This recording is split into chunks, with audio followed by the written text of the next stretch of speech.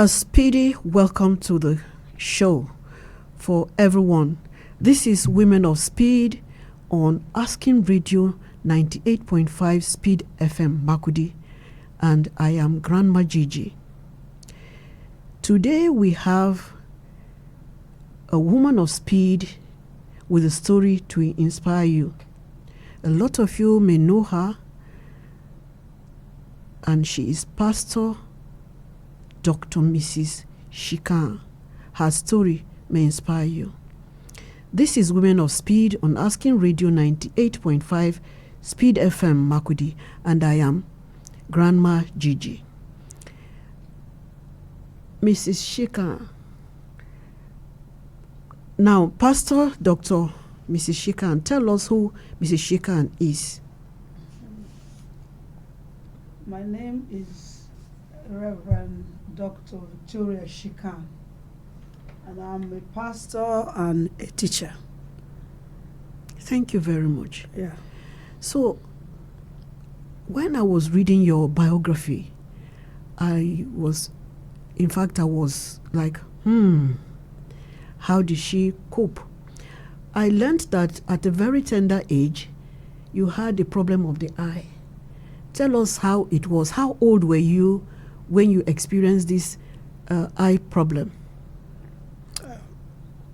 I really can't say the age at which it started, but I know that at 5, when I was baptized, it was already on, and that was like about 2 or so years. Okay. And then the baptismal card tells me that that was the period at about 5 years and below.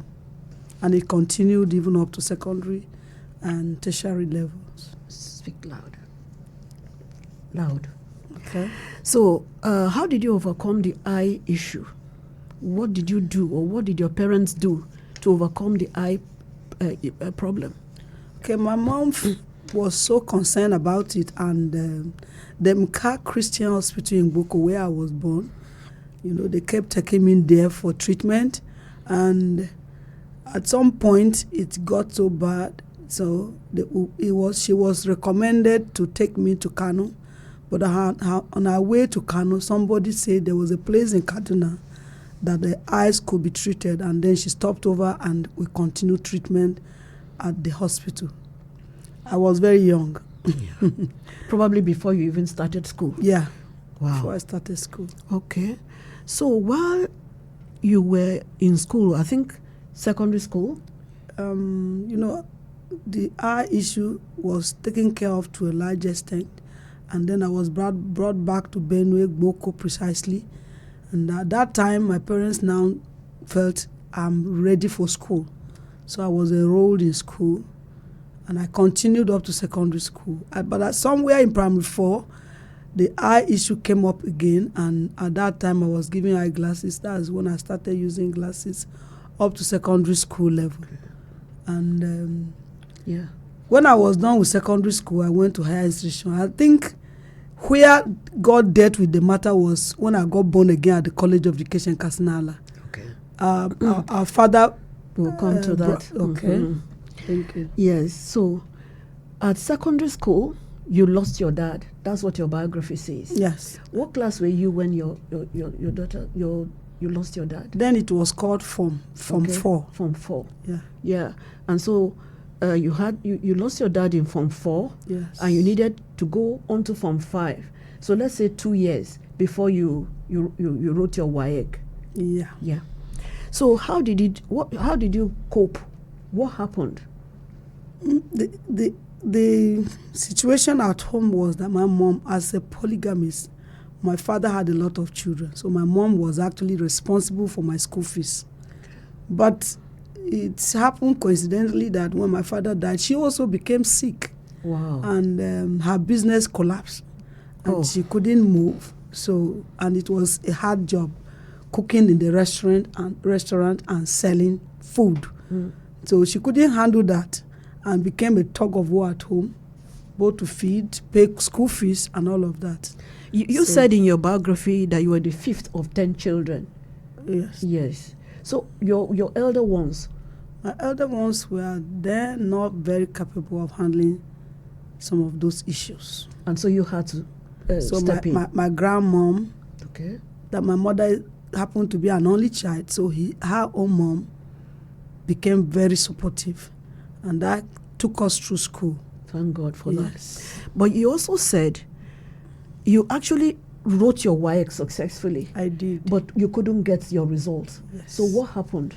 Okay, but some of the fees were not paid. I think at that time, Divine Love Catholic Girls Secondary School, we were the first set, and school fees there was not that cheap. Schools were paying 30,000, 50,000, but ours was like 100,000. Wow. Sometimes more than that, 180 something thousand. So my grandmom helped, but there were some outstanding fee that I needed to take care of.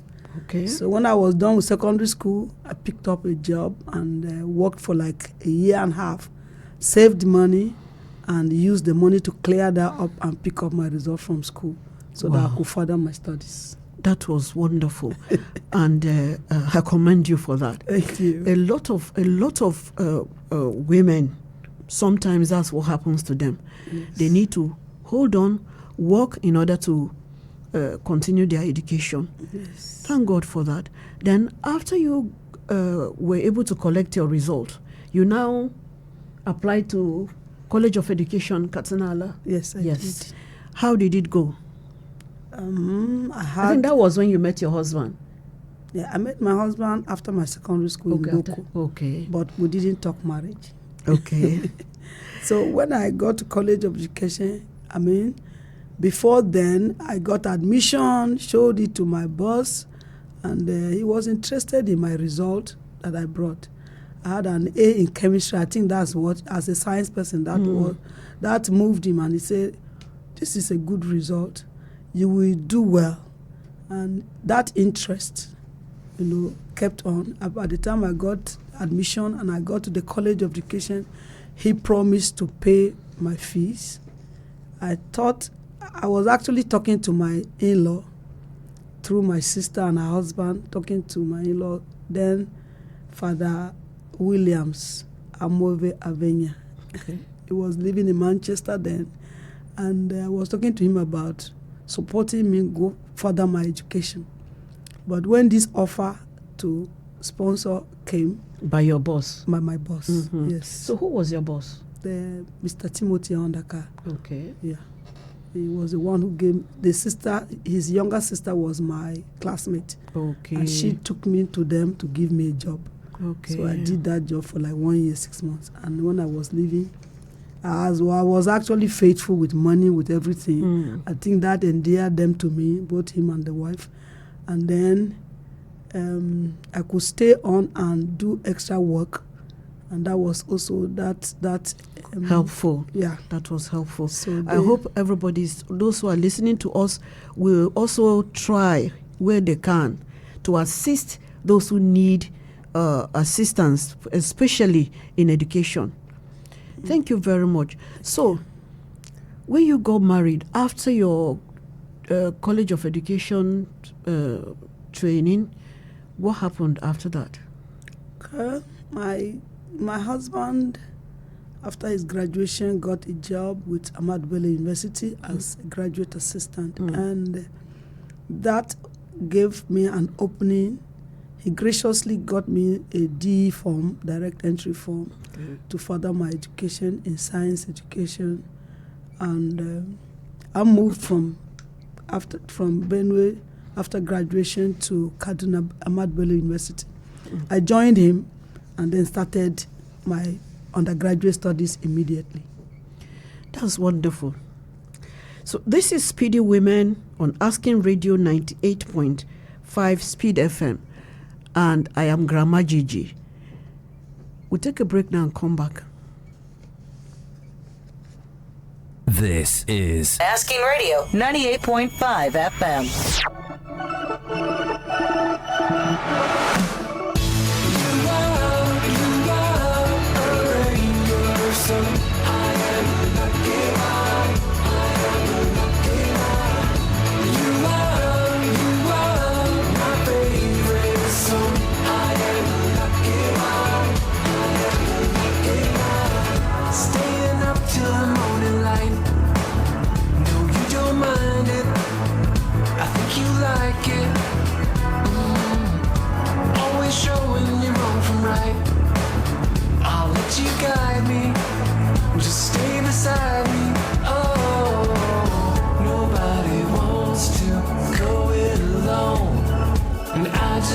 Stay here with you. You are a rainbow, so I am lucky one. I am a lucky one. You are my favorite song. I am a lucky one. I am a lucky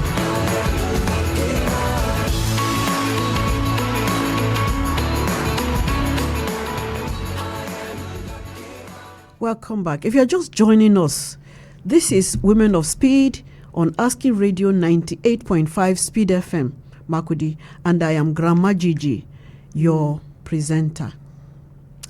So, actually, we are talking to Pastor Dr. Mrs. Shikaan.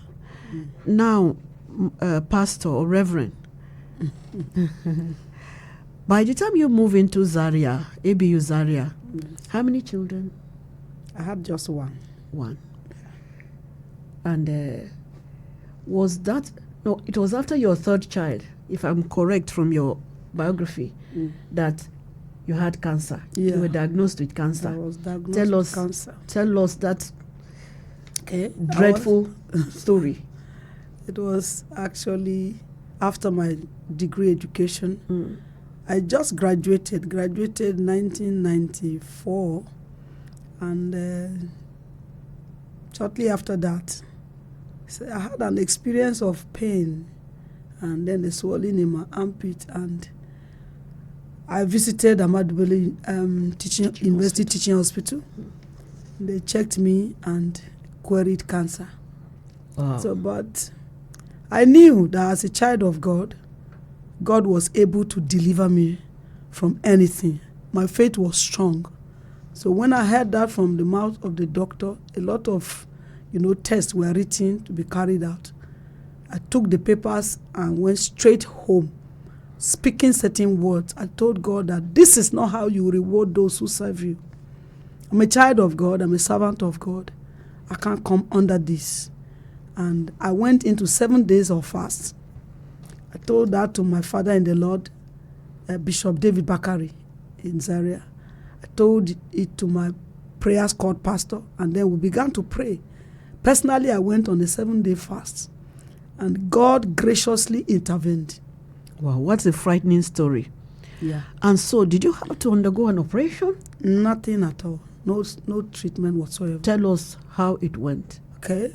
So in the course of the 7 days fast, I and my husband had to travel from Zaria into Boko, and I continued the fast. So on the 7th day, I just had my morning prayer with my husband, and then I continued to pray my personal prayers.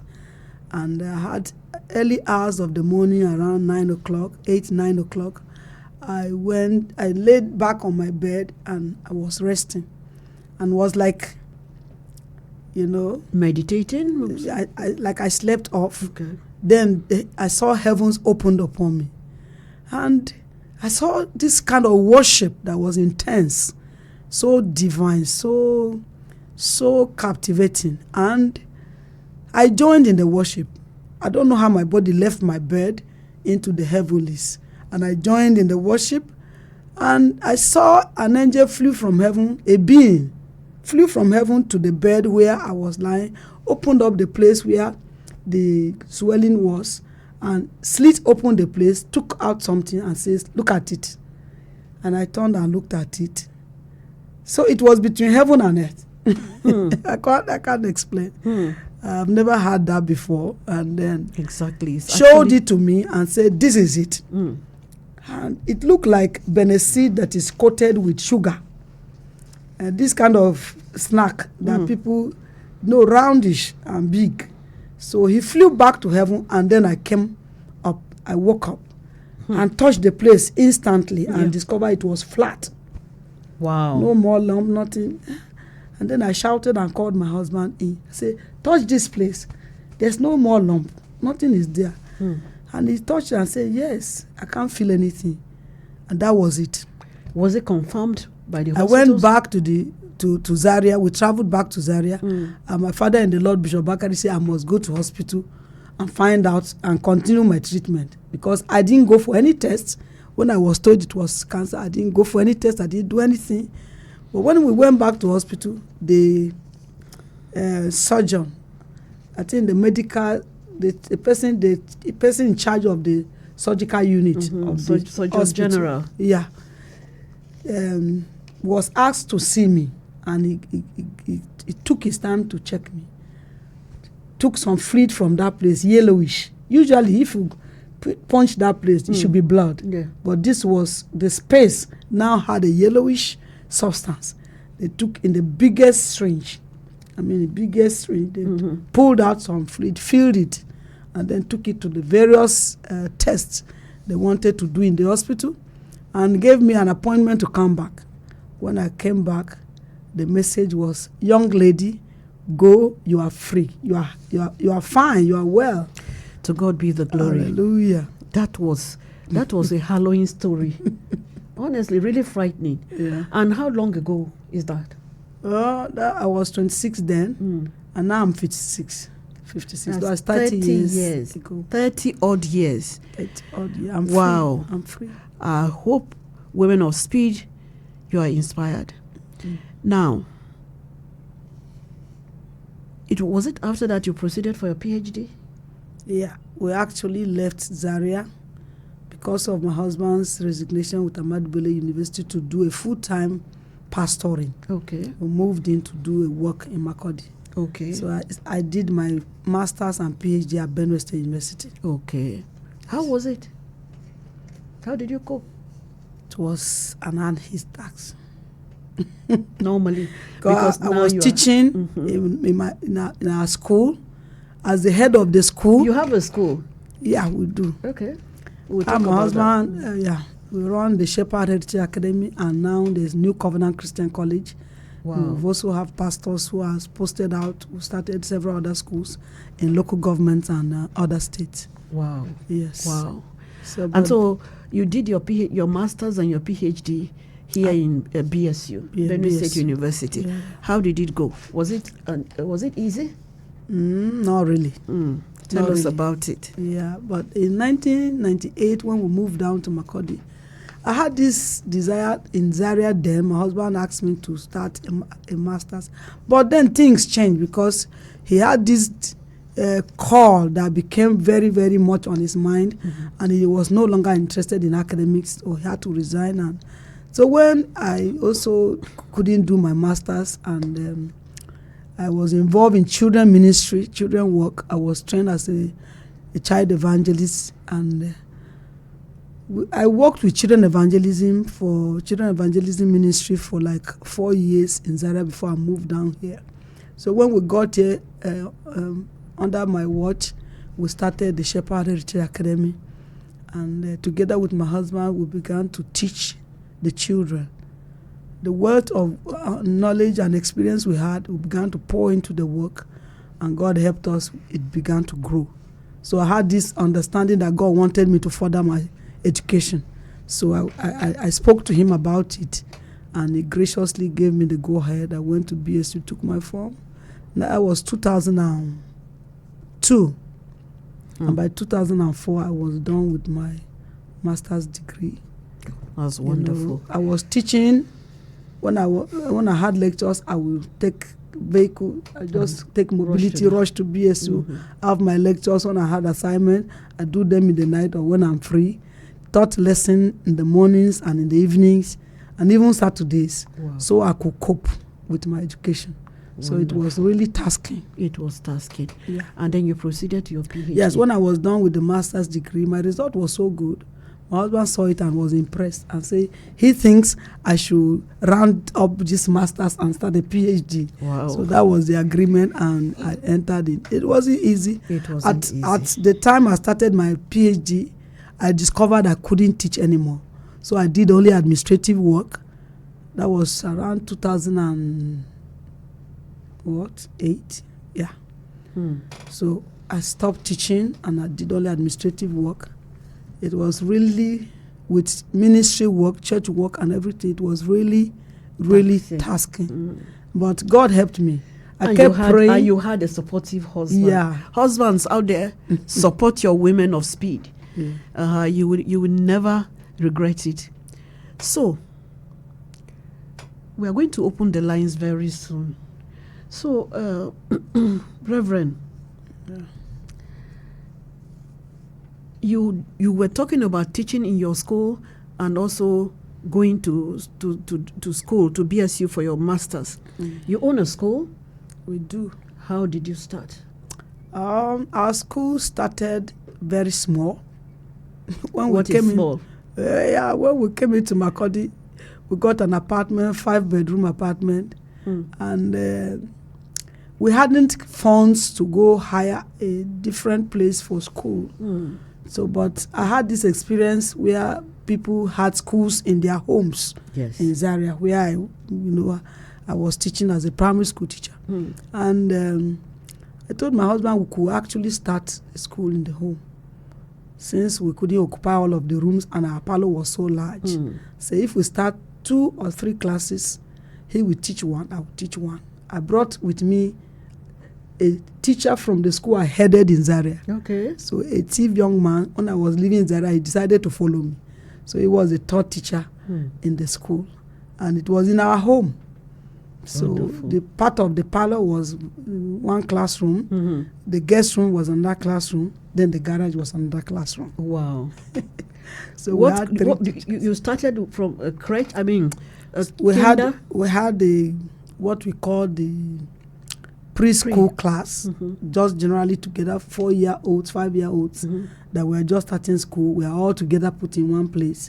Then we had primary 1, we skipped primary 2 and had a primary 3. Because our 2 boys, our first son and second son, were the first students we had in that school. Wow. First pupils of our school. Just the 2 of we them. needed a class for them. Okay. And they were 2 different classes, but we decided to put them together. And their dad was their teacher. Wow.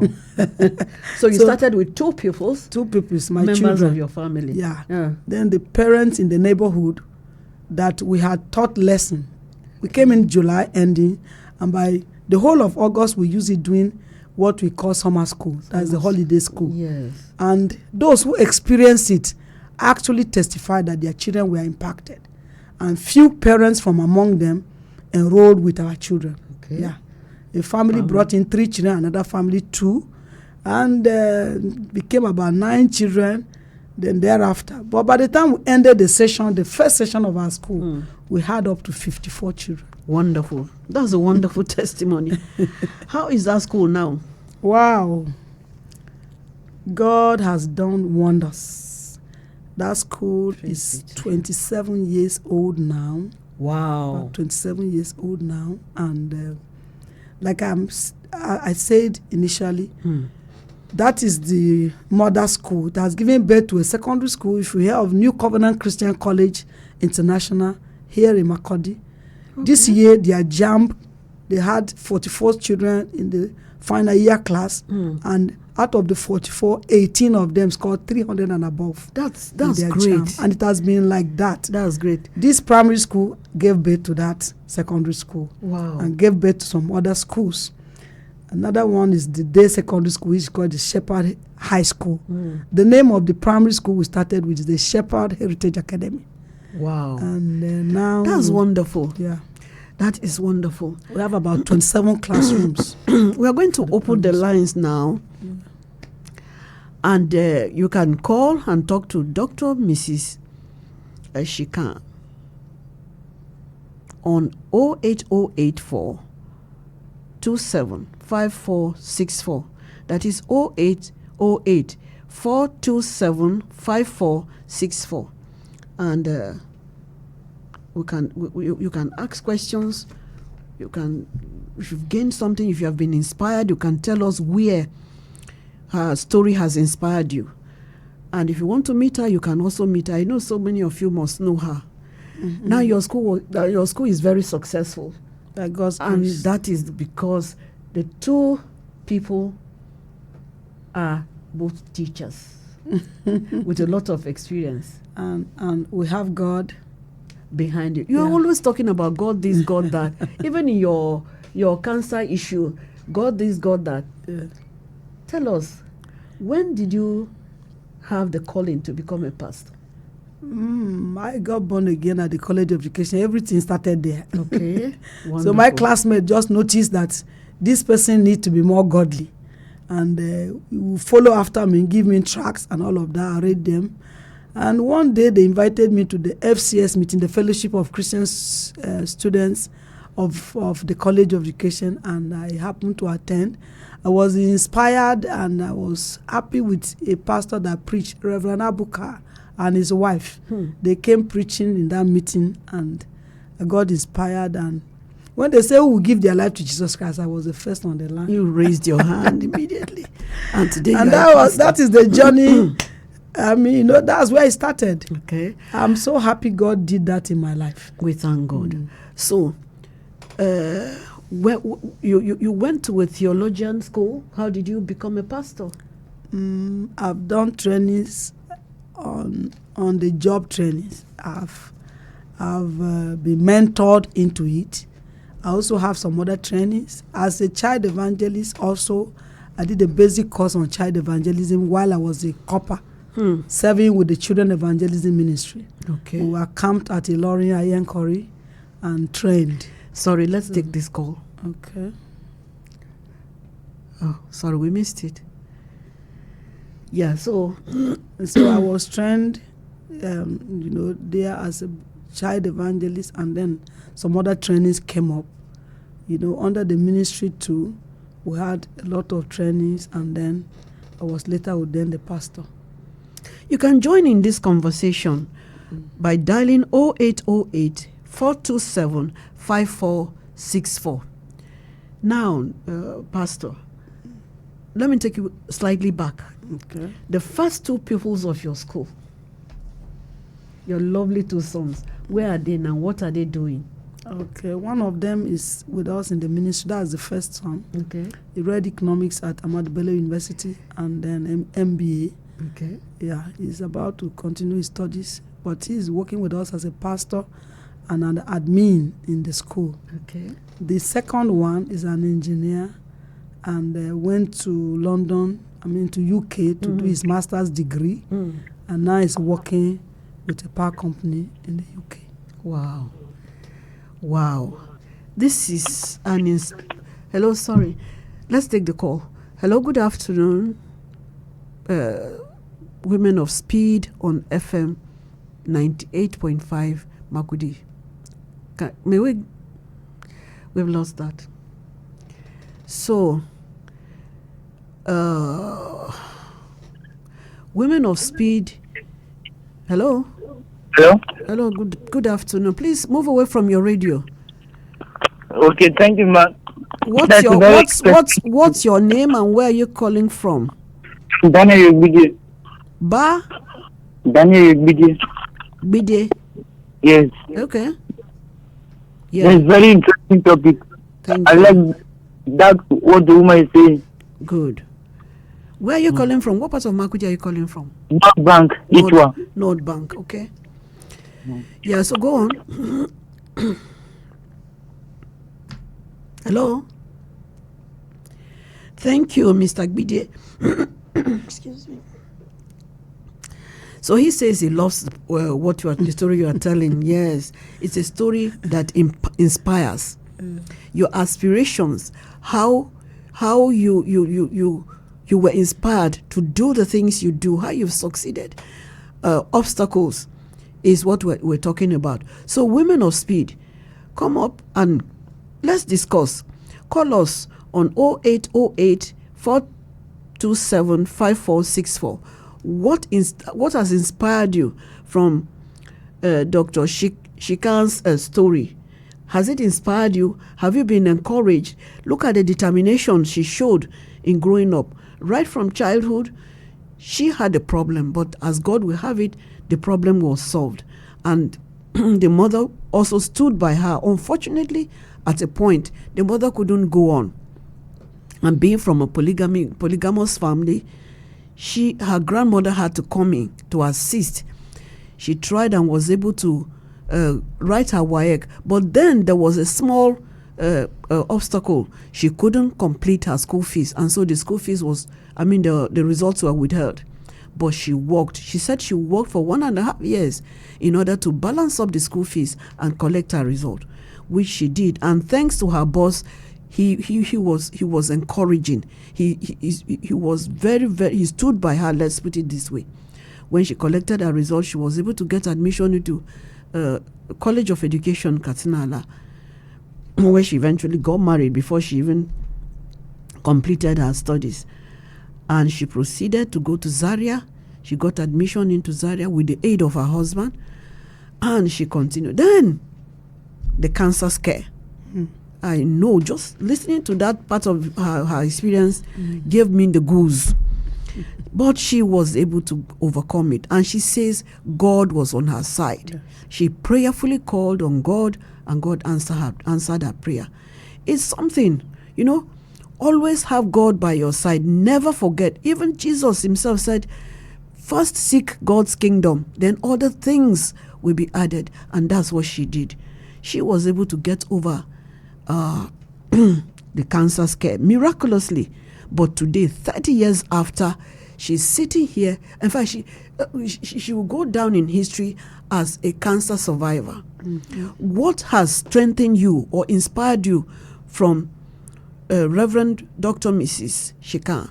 Call us and tell us on 0808 427 5464. That is 0808 427 5464. This is Women of Speed on Asking Radio 98.5 Speed FM, Makurdi. Can you tell us more about the achievement of your schools? Okay.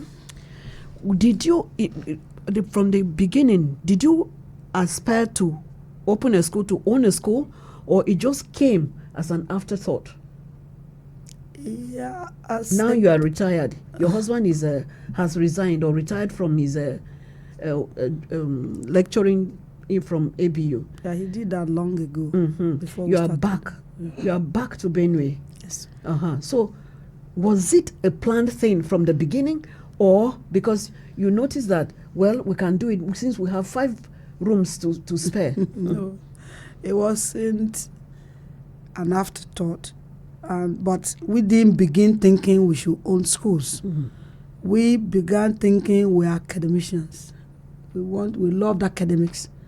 He thought of being a professor and was working at it. He actually abandoned his research, his PhD research, Okay. to enter into full-time ministry. So it couldn't have been that we thought about it. But as you walk with God, God say, leave your father's house, leave your country, leave your people to a place I will show you. And that was it.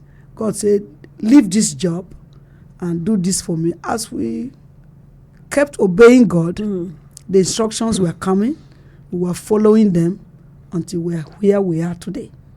To God be the glory. Yes. So He actually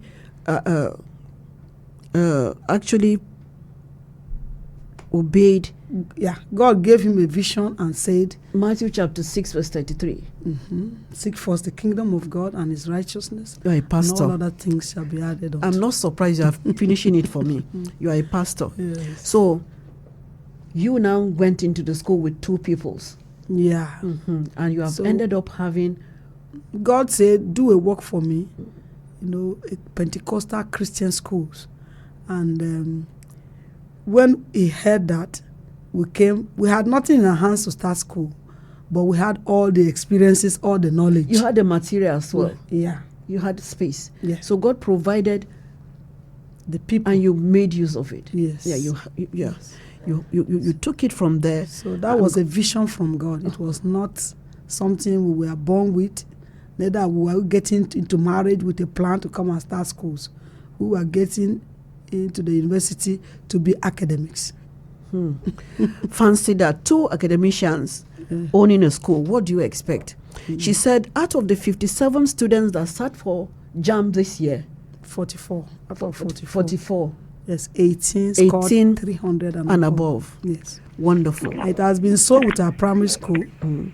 Sorry, let me take this call. Hello. Hello, good afternoon. This is Women of Speed. Who am I speaking to? Good afternoon. Kenneth calling from Nigerian Air Force Base, Makodi. Okay. Kenneth from Air Force Base. Yes. Yes. First of all, I must say a very big thank you to my mommy there in the studio with you, Okay. and also good afternoon to her. Thank you. Yes, and to some extent, I think her story, though I didn't join you people on time, but from where I joined in, I think I've really been inspired by her story, and it's really, really touching and inspiring. And it also goes a long way to show that, yes, all we need to do is be dedicated and faithful in the service of God, and every other thing we need will finish it. Just like she said, they have to leave what they were doing there in Kaduna to Zaria, come to be back. precise. Zaria, yeah, to go for the ministry of God, to serve God, and every other thing has fallen in place. I think that's a very inspiring story and a touching one at that. So I Thank you must very say a much. very big thank you to her. Thank you. So, So thank you, Mr. Kenneth. This is Women of Speed on Asking Radio 98.5 Speed FM Makudi, and I am your host, GrandMa Jighjigh.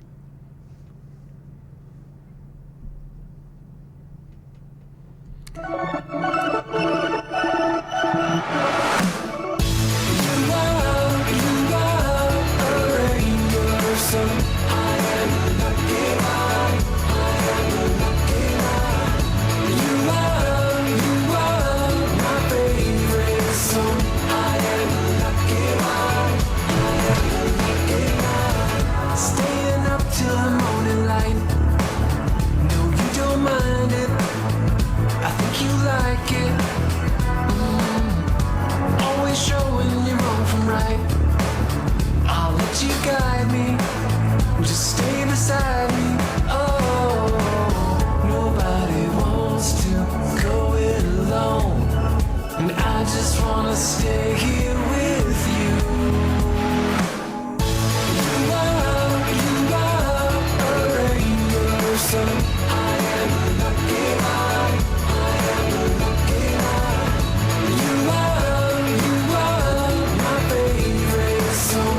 I am a lucky man. I am a lucky man.